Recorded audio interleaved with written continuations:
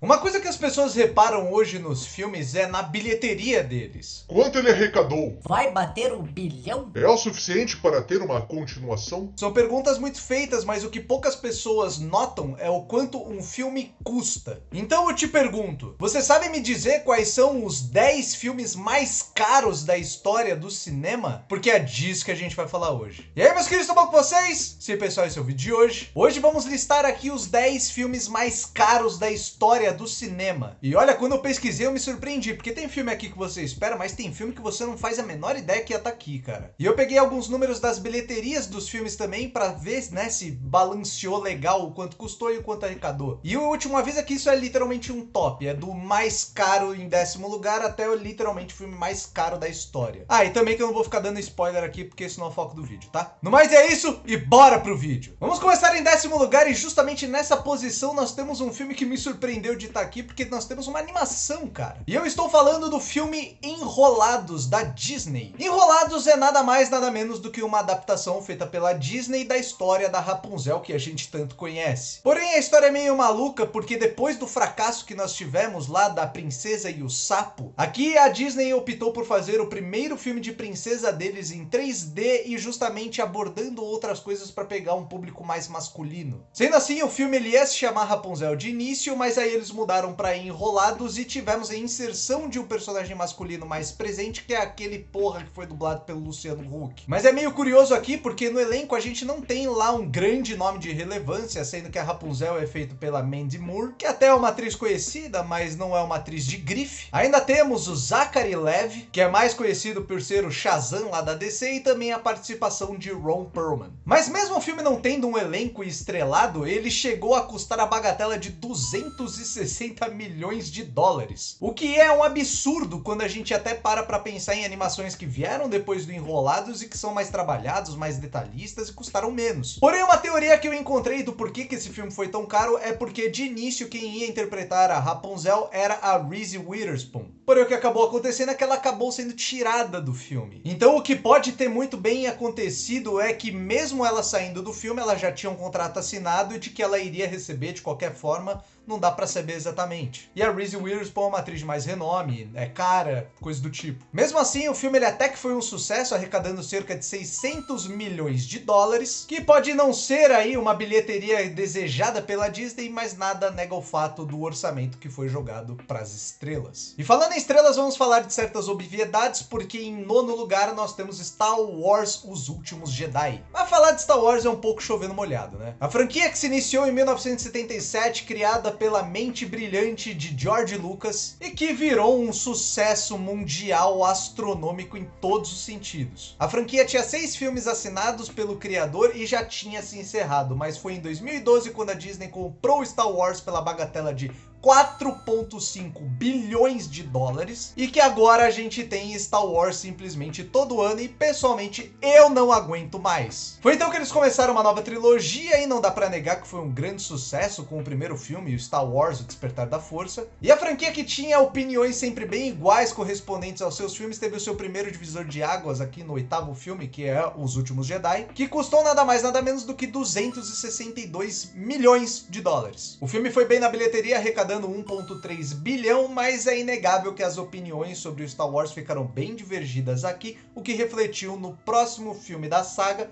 que ainda vai ser falado aqui nessa lista. E outra franquia que custou caro, mas talvez não tenha rendido o quanto esperava, foi o universo cinematográfico da DC. E o primeiro grande investimento que foi feito nesse universo é o filme que tá aqui na 8ª posição, que é o Batman vs Superman. Um filme que divide bastante opinião até hoje, mas que as pessoas que gostam têm que admitir que não é o melhor filme do mundo mesmo. Por exemplo, eu gosto do filme, eu me divirto com ele, mas eu admito que ele não é lá grande coisa, ele é até meio ruinzinho nos pontos. Após o lançamento e sucesso de O Homem de Aço, que foi um filme solo do Superman que teoricamente abriu esse universo, a DC viu a oportunidade de expandir ainda mais e colar na Marvel, que tava fazendo um sucesso estrondoso. O problema é que os caras quiseram abraçar muito mais do que os braços conseguiam. Sendo assim, fizeram um filme bagunçado, inchado, com coisas demais, que foi prejudicado pela edição, que teve que limar muita coisa, mesmo que a versão estendida não faça ele ser um filme tão melhor assim. E o resultado simplesmente não foi o que se esperava. O orçamento foi de 263 milhões de dólares e por um filme que tinha a primeira vez com o Batman e o Superman na tela, era óbvio que a expectativa era 1 bilhão. Porém, o filme arrecadou apenas 872 milhões. Ou seja, nem o hype do Superman do Henry Cavill, o Batman do Ben Affleck e a Mulher Maravilha da Gal Gadot foram suficientes para salvar o filme. Já em sétimo lugar, vamos falar de um filme que provavelmente poucas pessoas conhecem que tá nessa lista. Porque em sétimo lugar nós temos John Carter, Entre Dois Mundos. Adaptando o romance Uma Princesa de Marte, do escritor Edgar Rice Burroughs de 1912, essa história ela tinha um quê de Avatar junto de outras histórias batidas e clichês. Mas é aquilo, né, cara? Uma história que foi feita em 1912, ela é clichê porque ela criou os clichês. O filme era uma aposta da Disney para criar uma nova franquia de sucesso, já que o Piratas do Caribe já estava se encerrando, estava mais em baixa, e então eles estavam tentando implantar ali uma nova grife. Sendo assim, o investimento para o filme foi bem alto, custando 264 milhões de dólares, e o elenco do filme era bem bacana, com o Taylor Kitsch, Willem Dafoe, Dominic West, Bryan Cranston e Mark Strong. Um elenco muito bom, mas também não é nada de outro mundo no quesito de ser caro, certo? O problema é que esse filme ele tinha ambições muito grandes, ele queria ser um novo Avatar, cara. Um filme de efeitos especiais de última geração, com 90% dele sendo feito de computação gráfica, o que acabou inchando demais o orçamento. Mas parece que mesmo sendo uma aposta da Disney, um filme Disney, as pessoas não se interessaram tanto por essa história. Sendo assim, o filme foi um flop inacreditável, ninguém foi assistir, sendo ele tendo custado, como eu disse, 264 milhões e arrecadando apenas 284. Ou seja, 20 milhões a mais ali só comparado com o orçamento, que provavelmente não engloba tudo, não engloba o marketing nem outras coisas. Esse filme foi um fracasso total, mesmo ele tendo críticas boas, e coincidentemente a Disney ia sofrer com outros filmes no espaço novamente. E eu falo de espaço novamente porque depois da aquisição do Star Wars pela Disney, os caras queriam usar a franquia toda hora, o que é nada mais justo, né? Então foi anunciado que todo ano a gente ia ter filme de Star Wars intercalando suas histórias. Em um ano seria um filme das trilogias principais, no ano seguinte ia ser um filme spin-off, que são histórias derivadas. Então, depois de O Despertar da Força, nós tivemos Rogue One, o primeiro spin-off, que foi um sucesso. Mas depois de Os Últimos Jedi, nós tivemos o segundo spin-off, que gerou muita controvérsia, que foi o filme Solo. Porque quando se faz um filme contando a origem de um dos personagens mais marcantes da história do cinema, a expectativa é altíssima. Contando com o nome do personagem, a marca do Star Wars estampada no pôster, você não poderia esperar nada menos do que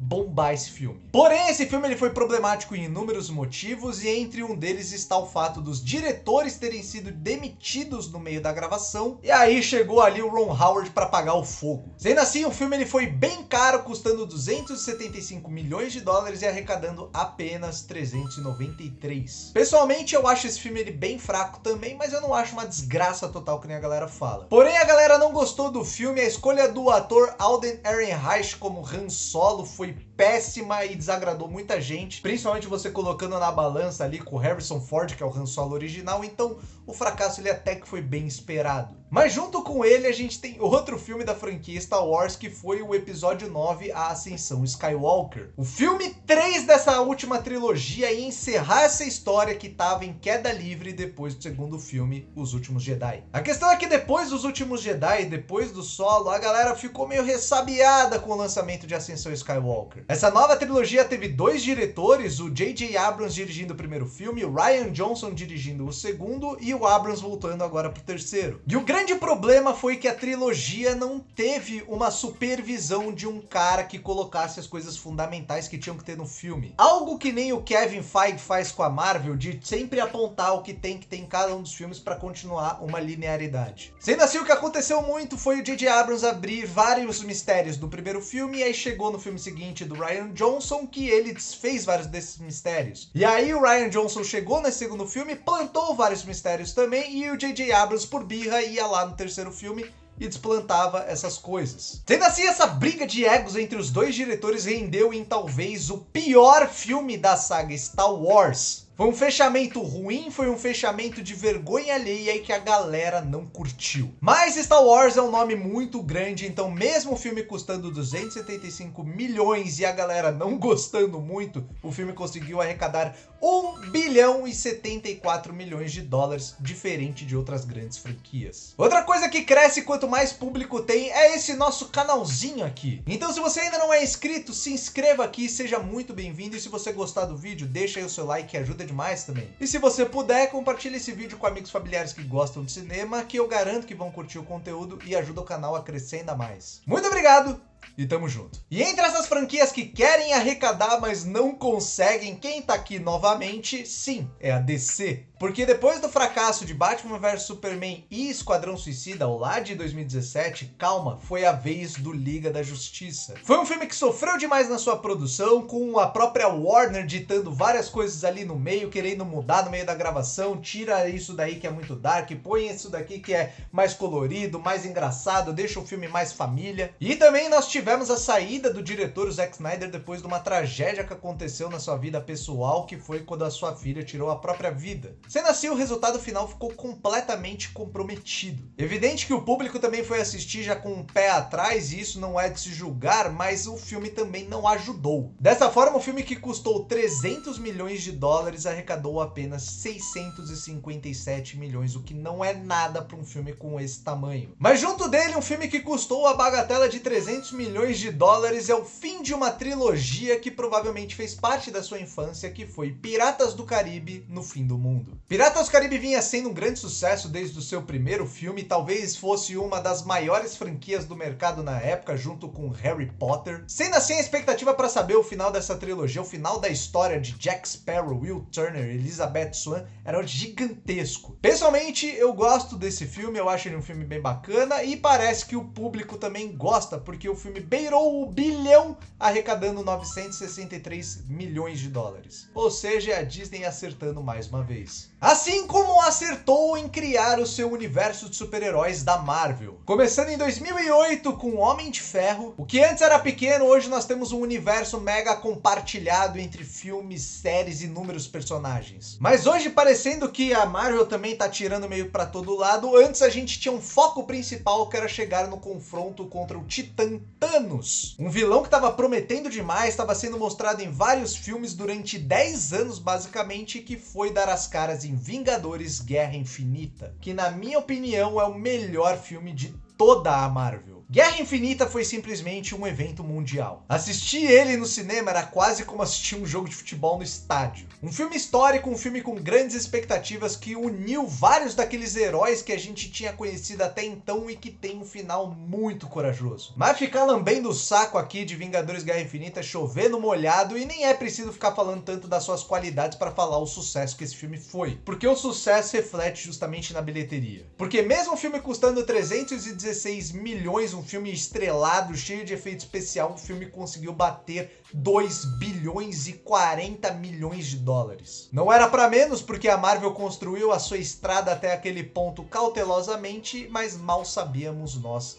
que vinha mais. E esse mais chegou um pouco depois, mais especificamente em 2019, com Vingadores Ultimato. O filme derradeiro de toda aquela saga que a gente estava vendo até então. Como eu disse, hoje parece que o futuro da Marvel ainda é um pouco nebuloso e antes era muito certeiro. A gente sabia que o Thanos ia chegar e o bicho ia pegar. E agora olha o spoiler, porque com o final do Guerra Infinita, com vários dos nossos heróis morrendo, aquilo foi de deixar a gente à flor da pele, velho. Mas a Marvel tinha um plano, e o plano era encerrar essa saga do Thanos em grande estilo, que foi o que eles fizeram. Eu não acho esse filme melhor que o Guerra Infinita, eu acho outro muito superior, mas o que foi feito aqui foi épico. Todos os heróis unidos, momentos icônicos com o Capitão América erguendo o Mjolnir, o Tony Stark estalando os dedos com as joias do infinito, até mesmo o Tony Stark morrendo, velho. Esse filme ele foi recheado de cenas que vão entrar para a história do cinema e para a história da vida de muita gente. E o filme, obviamente, encerrando toda essa saga, ele foi mais caro que o anterior, custando 356 milhões de dólares, mas valeu a pena porque eles beiraram superaram os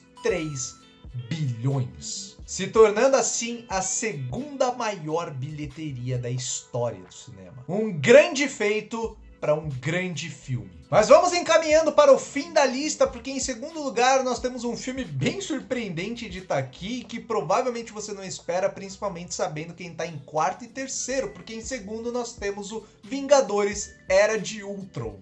Eu também não entendo muito, cara. Depois do sucesso estrondoso do Vingadores em 2012, a galera queria mais. Sendo assim, alguns anos depois, mais especificamente em 2015, o segundo filme veio, ainda dirigido pelo Joss Whedon, e que expandiu ainda mais esse universo, mas esse filme aqui já não caiu tanto nas graças do público. Sendo bem sincero, eu acho esse filme uma merda, cara. Eu detesto Era de Ultron. Eu acho que isso se deve a vários fatos, principalmente ao fato do vilão, o Ultron, ser um vilão horroroso, como 90% dos vilões da Marvel. A Marvel ter nos enganado também, vendendo um filme completamente diferente, vendeu um filme dark, um filme perigoso, deprê, e aí no final das contas era piadinha pra todo lado, um filme bem bobalhão. E ainda mais por ser aquele filme episódico que, pra ser sincero, não serve pra muita coisa. Mas honestamente eu não entendo muito como ele conseguiu ser mais caro que o terceiro e o quarto Vingadores, que tinham essa expectativa de serem grandiosos. Mas mesmo esse filme não caindo tanto nas graças do povo, ele deu muito bom. Porque o filme custou 365 milhões, quase o preço ali do Ultimato, e arrecadou 1,4, que tá bem longe de ser ruim. A mãe Marvel Disney sabe fazer grana, né? E falando na mãe Marvel Disney, aqui está ela de novo, agora em primeiro lugar. E na boa, acho que de 12 filmes que eu citei aqui, né, porque teve 2 posições ali com 2 filmes empatados, eu acho que foram uns 9 filmes aí que são da Disney, cara. Os caras têm dinheiro pra dar e distribuir, Jesus Cristo. Mas o filme que tá aqui em primeiro na lista, eu duvido que você acertou lá no começo da lista e duvido que você acertaria ele agora. Talvez de início, quando você viu essa lista, você pensasse que ia ser algum Vingadores, talvez um Avatar, até um Senhor dos Anéis, ou quem sabe o fechamento do Harry Potter, por que não? Mas quem está em primeiro lugar, segurando o pódio de filme mais caro já feito na história do cinema, é